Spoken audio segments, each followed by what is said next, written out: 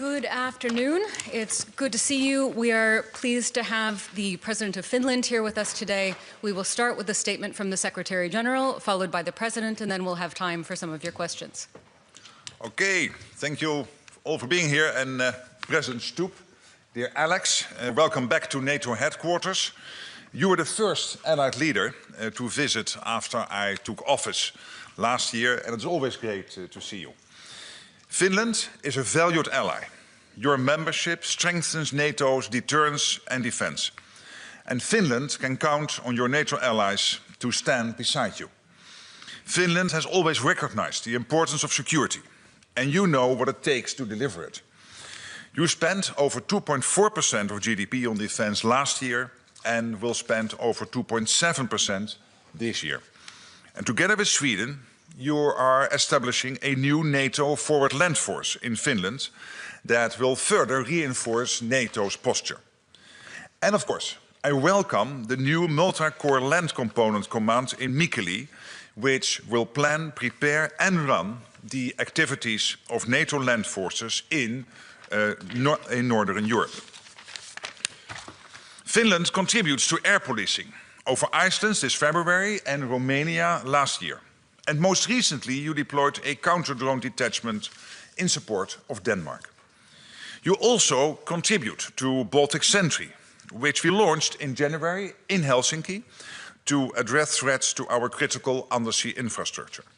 This effort has been remarkably effective, and it is a valuable complement to the work that Finland and other allies around the Baltic undertake in their national capacities. Finnish expertise in the High North is crucial.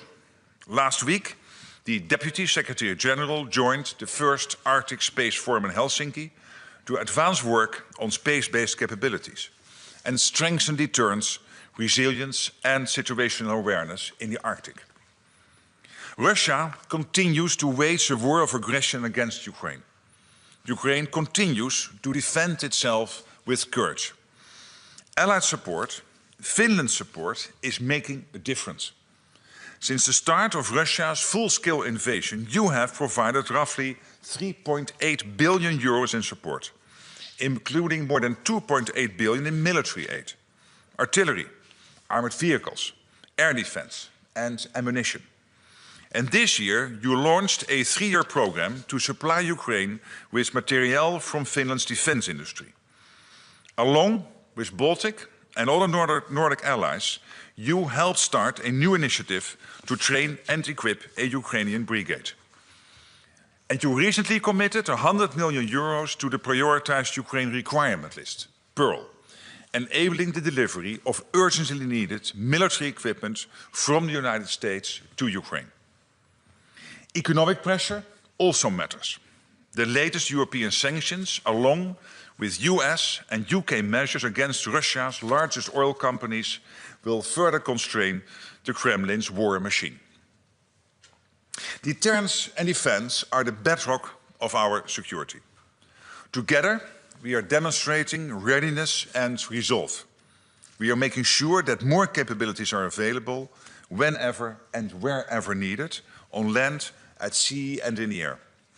And we are working with industry to secure the technology, systems and ammunition required to defend every inch of Allied territory. Our priorities are clear: to deliver on Allied defense spending, to boost defense industrial capacity and to maintain our unwavering support to Ukraine. So Alex, thank you for your friendship, your leadership and for Finland's steadfast commitment to our common security. The floor is yours. Thank you very much, Mark. Always nice to be here, albeit I think we message or call each other quite a few times a week, but it's always good to see you live. Today we focused on two things. The first one was how to support Ukraine in defense of Russia's war of aggression.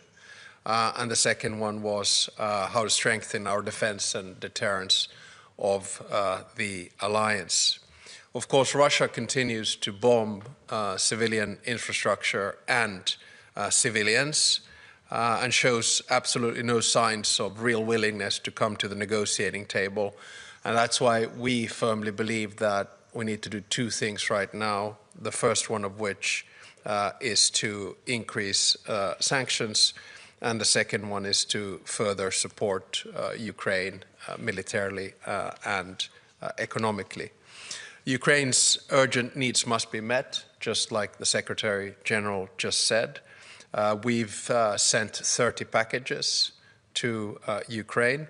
On top of that, we have decided to join the Nordic-Baltic Pearl package with 100 million euros, which the Prime Minister and the government announced a few weeks back. We have also recently launched the Shelter Coalition to help protect Ukrainian civilians. Russia, of course, believes that they can wear us down if they just keep on sending more and more troops to the front line. But I firmly believe that they are mistaken.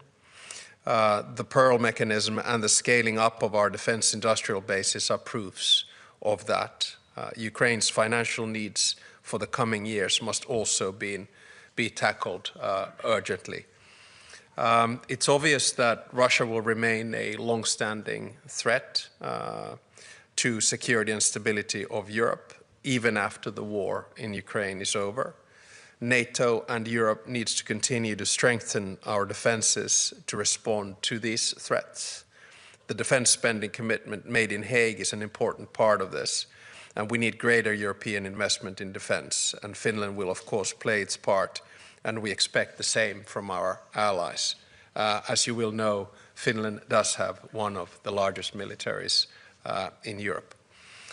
Lately, Russia has tested the alliances and the EU's unity and resolve by using means of hybrid warfare.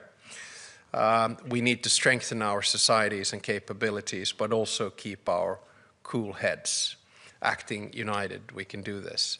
And if I may humbly recommend that we all react to these things in the Finnish way, which means not only cool heads, but also sisu, which is grit and perseverance. So you don't need to overreact to anything that happens, because this is unfortunately the new normal, and what Russia is trying to do is to destabilize our societies through information and other campaigns.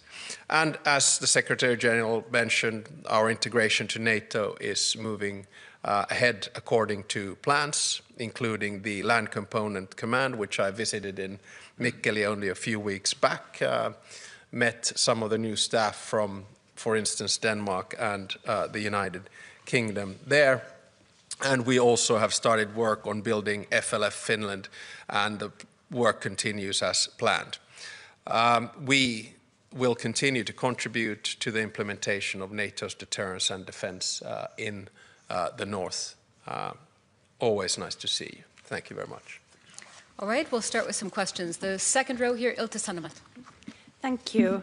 First, Mr. Secretary General, an explosion of some kind destroyed a railway track in Poland on Sunday. According to Poland, it was an act of sabotage. What is known about this, and was it sabotage? And secondly, our president, you said in the spring that we should mentally prepare for the fact that relations with Russia will be opened at some point. When could this become relevant, and has Russia given any signals regarding this?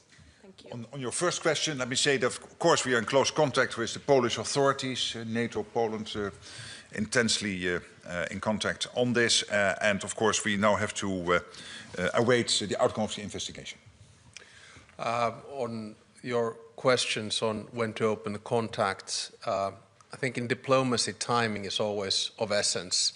Right now, the time is to increase the pressure on Russia, both militarily and financially.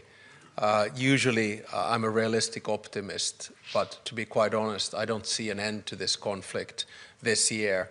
The earliest we can get into the negotiating table would be sometime